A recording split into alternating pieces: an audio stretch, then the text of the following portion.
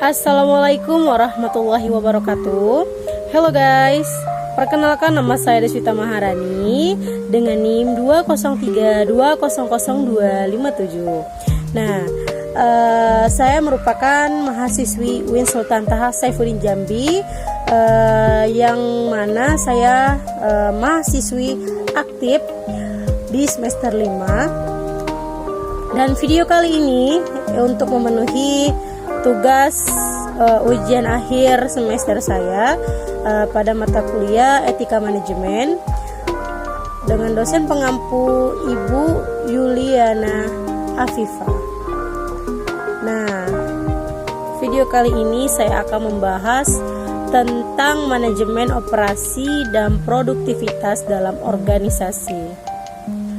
Sebelum itu kita harus tahu definisi dari materi tersebut, yang mana definisinya manajemen operasi yaitu rangkaian proses pengelolaan keseluruhan sumber daya perusahaan yang dibutuhkan dalam menghasilkan barang atau jasa yang akan ditawarkan kepada konsumen.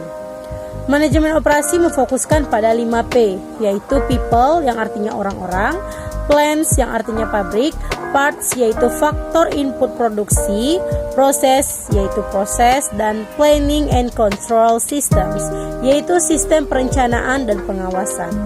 Nah, poin selanjutnya yaitu sistem produksi adalah proses transformasi input menjadi output.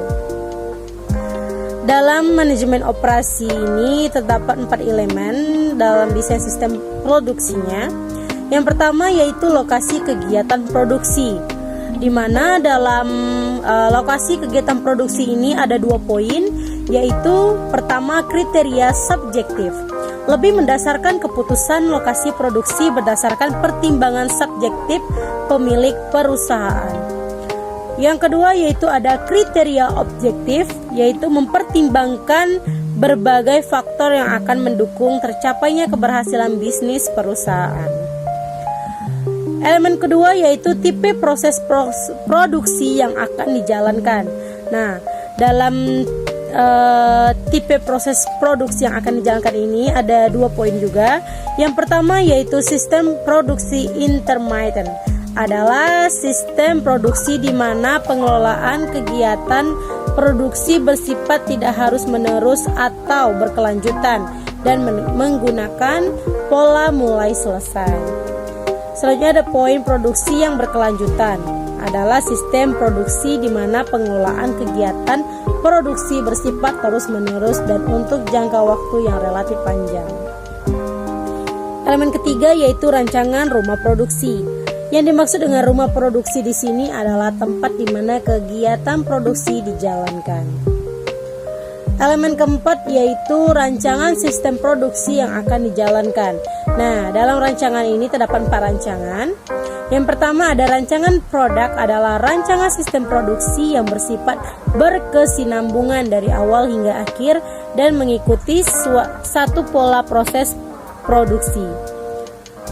Yang kedua ada rancangan proses, yaitu rancangan sistem produksi yang berproses, produksinya mengikuti jenis proses yang harus dilakukan dan tak selalu harus mengikuti seluruh proses yang ada.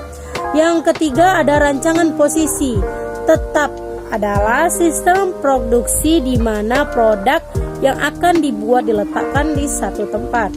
Yang terakhir dalam rancangan sistem produksi yaitu rancangan sistem modular, adalah sistem produksi yang dibangun dalam sebuah sel produksi yang dapat mengurangi penggunaan bahan baku sumber daya.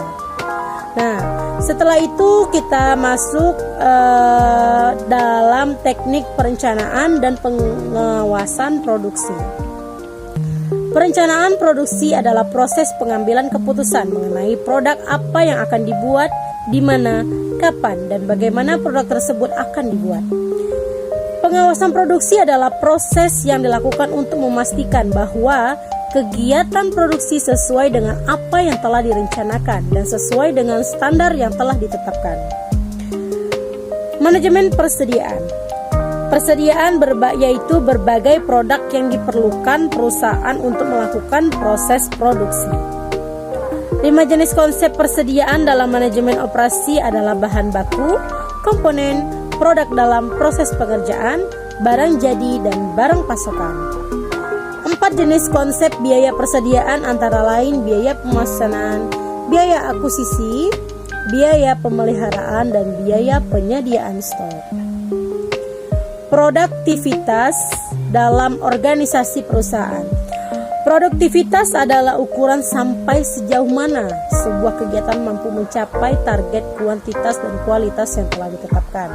Nah, metode just in time yaitu ada 2 poin. Sebuah metode pengendalian proses produksi dengan jalan meminimumkan pengelolaan persediaan melalui penggunaan seluruh material dan bahan produksi dengan jalan hanya mendatangkannya pada saat tertentu ketika kegiatan produksi dilakukan.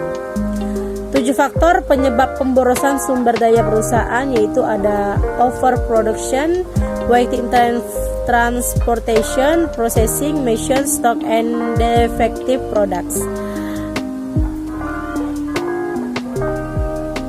Contoh kerja manajemen operasional yakni pengadaan memperoleh barang atau jasa dari sumber eksternal, mengelola hubungan dengan pihak-pihak yang terlibat dalam proses, dan meningkatkan keberlanjutan perusahaan dalam menggunakan sumber daya. Nah, untuk video kali ini pada materi manajemen operasi dan produktivitas dalam organisasi mungkin cukup sampai sini. Kita lanjut ke video selanjutnya di next video.